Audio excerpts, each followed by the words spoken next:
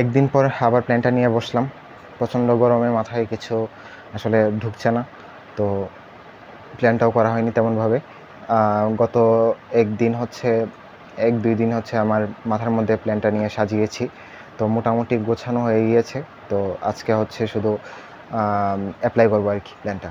তো ইনশাআল্লাহ আজকে এখন বাজে হচ্ছে 1:20, তো রাতের মধ্যেই হচ্ছে প্ল্যানটা রেডি করে ভিডিও আপলোড করার চেষ্টা করবো ইনশাআল্লাহ।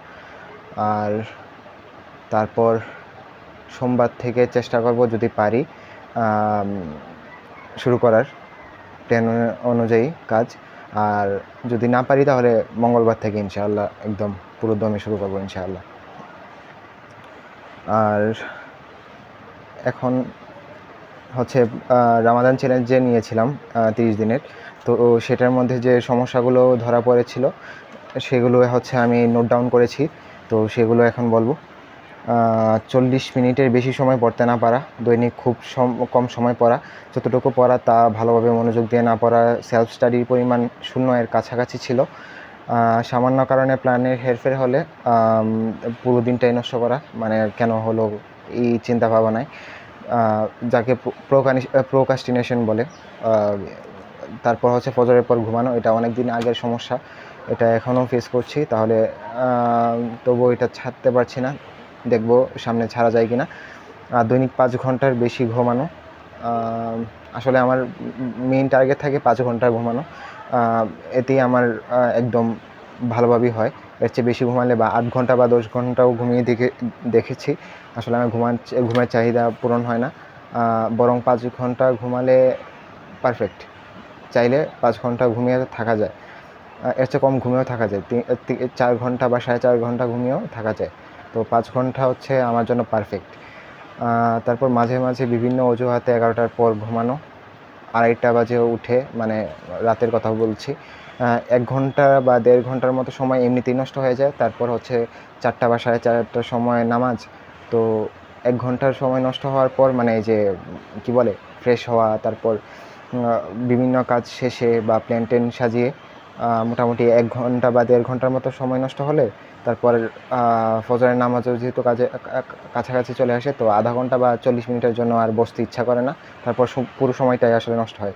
তো 2:30 বাজে উঠার যে একটা কারণ, মানে পড়ার কারণেই তো আমি উঠি, তো ওইটা আসলে ফুলফিল হয় না।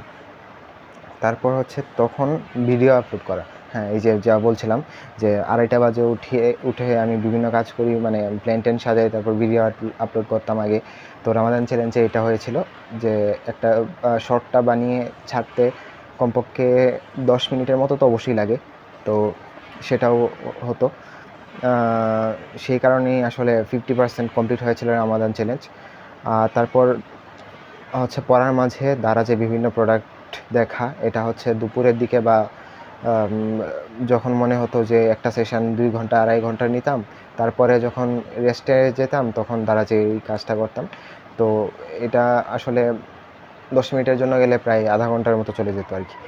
আর প্রথম দিকে ভালোভাবে সব কিছু শেষ হওয়া, কিন্তু শেষের দিকে গ্রাফ নিচে নেমে যাওয়া, তো এই কারণে আসলে এখন আমি চিন্তা করছি যে একটা গ্রাফ সিস্টেম করা, যেহেতু আমার এই যে সাদা কর্কবোর্ডগুলো লাগিয়েছিলাম, নোটিশ বোর্ড যাকে বলে, তো ওইটার মধ্যে হচ্ছে এটা ইমপ্লিমেন্ট করা। তো সলিউশনে হচ্ছে আমি 8টার মতো পয়েন্ট লিখেছি রামাদান চ্যালেঞ্জের। 3 ঘন্টার সেশন নেওয়া, দরকার হলে ব্যাকগ্রাউন্ড মিউজিক চালিয়ে পড়া। এখানে ব্যাকগ্রাউন্ড মিউজিকের কথা লিখেছি কারণ হচ্ছে ক্লাস 9-এর দিকে আমি ব্যাকগ্রাউন্ড মিউজিক প্রচুর শুনতাম, নাশিদ বা গজল জাতীয়, তো তখন মোটামুটি ভালোই পড়া হতো। কিন্তু মাঝখানে ক্লাস 10-এ এবং এই যে ফার্স্ট ইয়ারে, এইচএসসি ফার্স্ট ইয়ারে আমি এটা একদম ছেড়ে দিয়েছি। তার ফলে যা হয়েছে হচ্ছে বাসায় কোনো মেহমান আসলে বা বাসার কোনো কাজে ডাকলে আমি কান দিয়ে শুনি, তারপর সেখানে দৌড়ে যাই বা গেট খুলতে দিয়ে যাই, বা আমাদের বাসায় মোটর চালু করতে যাই। তো এভাবে আসলে পড়ার মোডটাই আসলে নষ্ট হয়ে যায়। দ্বিতীয় কথা, সাপ্তাহিক কত ঘন্টা পড়ব তার একটা টার্গেট নেওয়া। আসলে আমার টার্গেটটা ছিল ডেইলি 5-6 ঘন্টা করে পড়তে পারছি কি না সেটা দেখা। তো সপ্তাহে কয়েক ঘন্টা পড়তে পারছি, এটা আসলে আমার তানিয়া আন্টির কাছ থেকে আমি নিয়েছি। সে এখন বিসিএস দিবে, আর তার মেবি ভার্সিটি শেষ। তো তার কাছ থেকে এটা দেখলাম, সে আসলে এভাবে পড়ে। সাপ্তাহিক কত ঘন্টা পড়বে গড়ে, যাতে সপ্তাহে যদি ধরেন গড়ে কয়েক ঘন্টা করে পড়ে, 6 ঘন্টা করে যদি ধরি, সপ্তাহে 6 7 42 ঘন্টা যদি পড়তে পারে, তাহলে মানে সে ধরে যে কমপ্লিটেড। তো এইভাবে প্ল্যানটা সাজাতে হবে। তো এইভাবে সাজাবো ইনশাআল্লাহ। আর সেলফ স্টাডি ও টোটাল স্টাডি আলাদা করে নেওয়া, এটা আসলে আমার যে ডেইলি প্ল্যানার সেটার মধ্যে আলাদা করাই আছে। তো এটা করতে আসলেই সহজ হবে। 4 নম্বরে আছে হচ্ছে প্ল্যানে সমস্যা হলে বাকি সময়, অর্থাৎ যতটুকু সময়ই পাওয়া যায় ততটুকু পড়া। এটা তো এখানে লেখাই আছে সবটা। তো এভাবেই পড়বো। আর ফজরের পর না ঘুমানো, এটা সর্বোচ্চ চেষ্টা করতে হবে যেভাবে হোক।